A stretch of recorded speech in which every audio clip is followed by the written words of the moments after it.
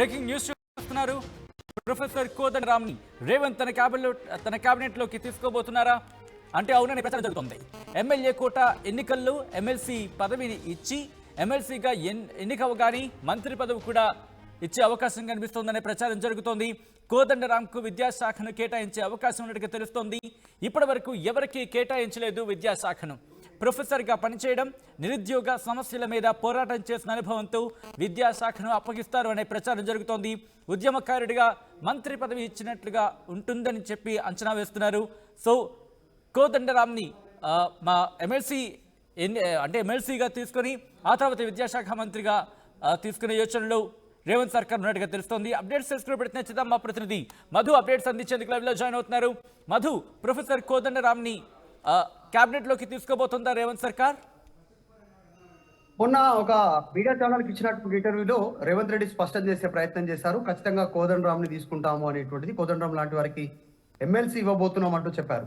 అయితే ఆయన MLA quota కింద ఇచ్చేటువంటి అంటే పూర్తి మెజారిటీ ఉంది కాంగ్రెస్ పార్టీ కాబట్టి 64 స్థానాలు ఉన్నాయి. మిత్రపక్షంతో కలుపుకుంటే ఒక స్థానం మొత్తం 65 స్థానాలు ఉన్నాయి. ఎమ్మెల్సీ స్థానానికి నోటిఫికేషన్లు కూడా విడివిడిగా నోటిఫికేషన్ రావడంతో కాంగ్రెస్ పార్టీకి అదృష్టంగానే భావించవచ్చు అట్లాంటికి సంబంధించినటువంటి అంశం. ఎందుకంటే 2 సీట్లు గెలిచే అవకాశం ఉంది. 2 ఖాళీగా అయ్యాయి.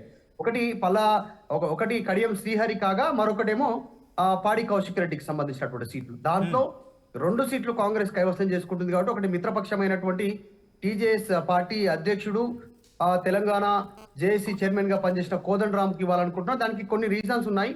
తెలంగాణ మొన్న 2023 అసెంబ్లీ సార్వత్రిక ఎన్నికలకు సంబంధించి ఒప్పందం జరిగింది. సోనియా గాంధీని కలిశారు, రాహుల్ గాంధీని కలిశారు. కోదండరాం పార్టీకి పూర్తిగా మద్దతు తెలిపారు. కాంగ్రెస్ పార్టీకి మద్దతు ఉంటాం, పోటీ చేయట్లేదు అనేటువంటిది. ఐడియాలజీ పరంగా కూడా బీఆర్ఎస్ అంటే కేసీఆర్ కి వ్యతిరేకంగా పోరాటం చేస్తారు. తెలంగాణ ఆకాంక్షల మేరకు ప్రస్తుతం తెలంగాణలో ప్రజాపాలన కొనసాగట్లేదు అనేటువంటిది ఆ సమయంలో ఆయన వాయిస్ రైజ్ చేశారు. పూర్తి అన్కండిషనల్ గా కాంగ్రెస్ కి మద్దతు తెలిపారు. సో దాంతో భాగంగా గతంలో పొత్తులో భాగంగా ఏవైతే మాటలు హామీ ఇచ్చడం జరిగిందో సహకరించిన వారికి, పార్టీలో ఉన్నటువంటి వారికి, బయటి వ్యక్తులకి, ప్రజా సంఘాలకి, ఐఏఎస్ ఆఫీసర్లకి పెద్దపీట వేస్తూ కాంగ్రెస్ ప్రభుత్వం నిర్ణయం తీసుకునే ఆలోచన చేస్తా ఉంది. మొట్టమొదటిసారిగా కోదండరాంని బయట నుంచి పార్టీలో నుంచి కాకుండా మిత్రపక్షం కాకుండా కలిసి పోటీ చేయకుండా కోదండరాంని మంత్రివర్గంలో తీసుకుంటున్నారు. ఆయన ప్రొఫెసర్ గా పనిచేస్తారు ఉస్మానియా యూనివర్సిటీలో, అదొకటి. తర్వాత తెలంగాణ ఉద్యమంలో జేఏసీ చైర్మన్ గా పనిచేస్తారు, అన్ని పార్టీలకు సంబంధించినటువంటి చైర్మన్ గా. తెలంగాణలో ఉద్యమం ఉవ్వెత్తున ఎగుతున్నాడు. సాగరహారం చేశారు. మొత్తం హుస్సేన్ సాగర్ చుట్టూ సాగరహారం, లక్షలాది మందితో సాగరహారం చేశారు. తర్వాత ఉద్యోగులతో పూర్తిగా సహాయ నిరాకరణ ఉద్యమాన్ని చేశారు అప్పుడు ఉన్నటువంటి ఆంధ్రప్రదేశ్ ప్రభుత్వం పైన. చాలా సక్సెస్ కోదండరాంకి సౌమ్యుడిగా పేరుంది.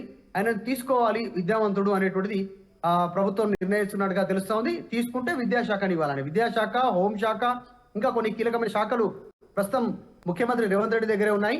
సో అందులో నుంచి విద్యాశాఖను కోదండరాంకి ఇచ్చే అవకాశాలు ఎక్కువగా ఉన్నాయి. పార్టీలో చర్చ కూడా కొనసాగుతోంది. త్వరలోనే కేబినెట్ విస్తరణ ఉంటుంది. వచ్చే కేబినెట్ విస్తరణలో 6గురిలో కోదండరాం సీట్ కన్ఫర్మ్ అయినట్టుగా దానికి సంబంధించి చర్చ కొనసాగుతుంది. సో కోదండరాం త్వరలోనే కాంగ్రెస్ ప్రభుత్వంలో కేబినెట్ మంత్రిగా ఎమ్మెల్సీ అయి ప్రమాణ స్వీకారం చేయనున్నారు. కేబినెట్ మంత్రిగా కూడా విద్యాశాఖను ఇస్తే తెలంగాణ ఉద్యమం తర్వాత రాష్ట్రం ఏర్పడిన తర్వాత 10 సంవత్సరాల పాలనలో నిరుద్యోగులు అన్యాయానికి గురయ్యారు. నిరుద్యోగ వృత్తి కావచ్చు, టీఎస్పీఎస్ లో పేపర్ స్కామ్స్ కావచ్చు.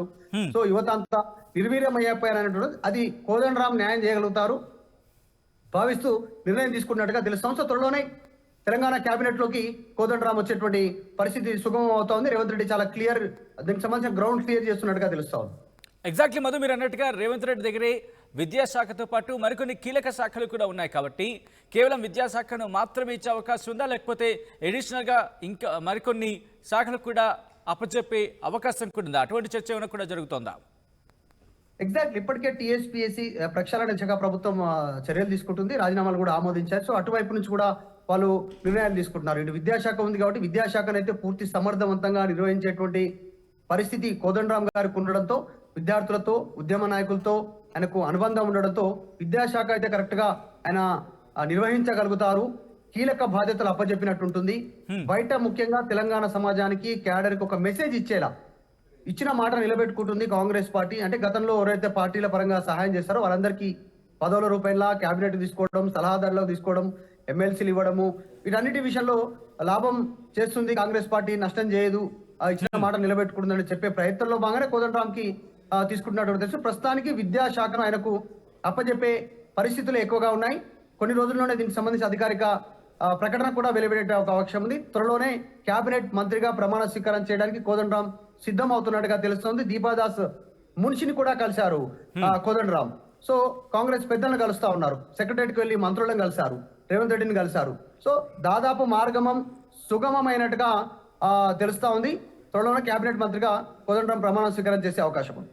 Right right thank you Madhu for the update. మొత్తంగా అయితే మాత్రం విద్యాశాఖ మంత్రిగా ముఖ్యంగా ఎమ్మెల్సీ ఎన్నికలకు సంబంధించి ఎమ్మెల్సీగా ఆయన్ని తీసుకుని ఆ తర్వాత మంత్రిగా కేబినెట్లోకి తీసుకునే అవకాశం కనిపిస్తోంది. రేవంత్ కేబినెట్లోకి ప్రొఫెసర్ కోదండరాం రాబోతున్నారు అనే ప్రచారం జరుగుతోంది. ఎమ్మెల్యే కోట ఎన్నికల్లో ఎమ్మెల్సీ పదవిని ఆయనకి ఇచ్చి ఎమ్మెల్సీగా ఎమ్మెల్సీగా గెలిచిన ఎన్నికవగానే మంత్రి పదవిని కూడా ఆయనకి ఇచ్చే అవకాశం ఉన్నట్టుగా తెలుస్తోంది. కోదండరాంకు విద్యాశాఖను కేటాయించిన ఆలోచనలు ఉన్నట్టు తెలుస్తోంది రేవంత్ సర్కార్.